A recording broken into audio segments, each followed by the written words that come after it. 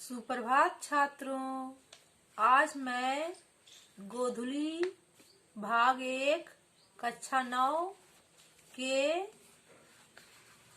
अष्टावक्र पाठ की चर्चा करूंगी। यह एक रेखा चित्र है। इसके लेखक विष्णु प्रभाकर हैं। यह पाठ 6 है। 6 पाठ अष्टावक्र की चर्चा आज होने वाली है। सबसे पहले हम लोग जानेंगे कि रेखा चित्र क्या होता है। जब शब्दों के माध्यम से किसी व्यक्ति के व्यक्तित्व को उभारा जाता है तब उस रचना को रेखा चित्र कहते हैं। जैसे श्री राम शर्मा के जंगल के जीव और महादेवी वर्मा की मेरा परिवार पथ के साथी बहुत प्रसिद्ध रेखा चित्र हैं। तो पाठ में प्रवेश करने के पहले हम लोग विष्णु प्रभाकर का जीवन परिचय जानते हैं। विष्णु प्रभाकर का जन्म 21 जून 1912 ईस्वी को उत्तर प्रदेश के मुजफ्फरपुर जिला के मीरनपुर गांव में हुआ था। इनकी प्रारंभिक शिक्षा गांव की पाठशाला में हुई।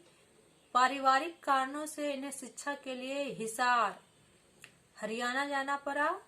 वहीं पर एक हाई स्कूल में इन्होंने शिक्षा प्राप्त की। विष्णु प्रभाकर के जीवन पर आर्य समाज तथा महात्मा गांधी के जीवन दर्शन का गहरा प्रभाव है। साहित्य की विभिन्न विधाओं में इन्होंने अनेक नए प्रयोग किए हैं। कहानी, उपन्यास, नाटक, एकांकी, स्केच और रिपोर्टाज में इनकी विधाएं सर्वथा नई भावभूमि से परिचित कराती है। निसंदेह यह भावभूमि यथार्थ, आदर्श और स्वाभाविकता की टकराहट से उपजी हुई लगती है।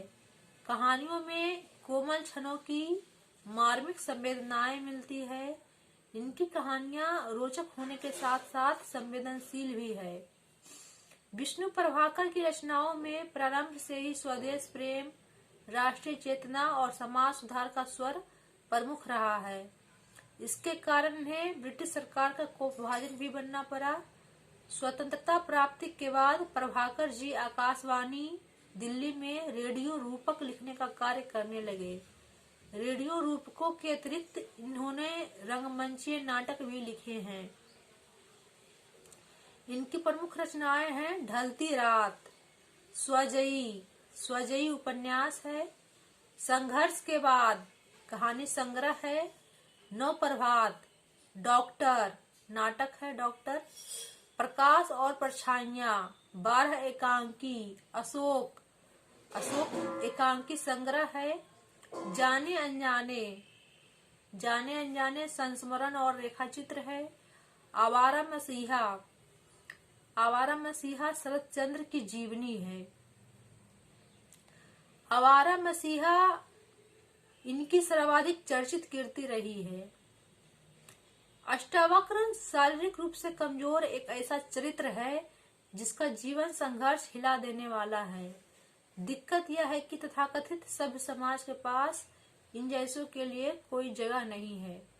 अब हम लोग पाठ में प्रवेश करते हैं। पाठ का नाम है अष्टावक्र। अष्टावक्र नाम सुनते ही आप लोगों के दिमाग में एक ऐसा चित्र उभरा होगा जिसका शरीर पूरी तरह से टेढ़ा कुबरा है। ऐसे अष्टावक्र बहुत चर्चित ऋषि हुए हैं जिनकी विद्वता का लोहा सभी मानते हैं। तो उनकी चर्चा हम लोग नहीं करेंगे। उन्हीं के नाम पर एक रेखा चित्र है अष्टावक्र। एक लड़के की कहानी है, उसकी हम लोग चर्चा करने वाले हैं। अष्टावक्र। खजांचियों की विशाल अट्टालिका को जाने वाले मार्ग पर सौभाग्य के चिरसंगी दुर्भाग्य की तरह अनेक छोटी छोटी अंधेरी और बदबूदार कोठरियां बनी हुई थी। लब एक अच्छा इलाका है, उस इलाके में खजांची लोग रहते हैं, लेकिन जिस तरह सौभाग्य के साथ दुर्भाग्य जुड़ा हुआ होता है, उसी तरह वहां पर अट्टालिका है, विशाल अट्टालिका है और उसी के आसपास छोटी छोटी अंधेरी और बदबूदार कोठरी भी है। और उन्हीं में से एक व्यक्ति रहता था जिसे संस्कृत पढ़े लिखे लोग अष्टावक्र कहा करते थे। उसके पैर कवि की नायिका की तरह बल खाते थे और इसका शरीर हिंडोले की तरह झूलता था। बोलने में वह साधारण आदमी के अनुपात में तिगुना समय लेता। वर्ण श्याम, नयन निरीह, शरीर एक शाश्वत खाज से पूर्ण, मतलब हमेशा उसके शरीर में खुजली होती रहती थी। मुख लंबा और वक्र, वस्त्र कीट से चिकटे, यह था उसका व्यक्तित्व। और इसमें यदि कुछ कमी रह जाती थी तो उसे सीन के सड़ाके पूरा कर देते थे। और इस आखिरी बात के लिए उसकी माँ भी उसकी लानत मलामत किया करती थी। उसकी माँ थी और सिर्फ माँ ही थी। सुना है कि कभी बाप भी थे, पर अष्टावक्र उसे याद रख सके इसके पहले ही वे चल बसे। और इस बातों को आज 30 वर्ष हो गए थे। उसकी माँ ही उसका पालन पोषण किया करती थी। खजांचियों के जो नौनिहाल थे, उनका कहना था कि अष्टावक्र की माँ का स्नेह इतना तीव्र था कि उसने अष्टावक्र की बुद्धि की बाढ़ मार दी थी। अब उसकी माँ उसे इतना दुलार करती थी कि उसको बुद्धि होने ही नहीं दिया और उसका भोलापन मूर्खता की सीमा को पार कर गया था।